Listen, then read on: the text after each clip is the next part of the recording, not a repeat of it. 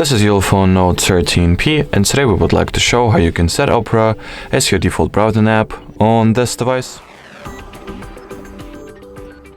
So first of all, you need to launch the settings. Next, enter the Apps and Notifications category. In here, you want to head straight for the Advanced section of this page, then go for the Default Apps.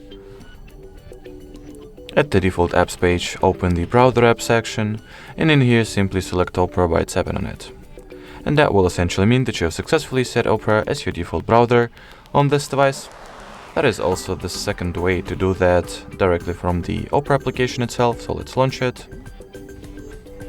In here, you want to open the settings by tapping on your avatar, then on this cog icon.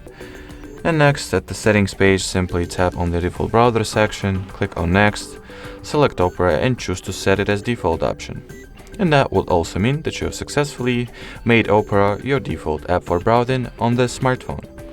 Alrighty, so that would be pretty much it for this video, guys. Thank you so much for watching, and bye bye.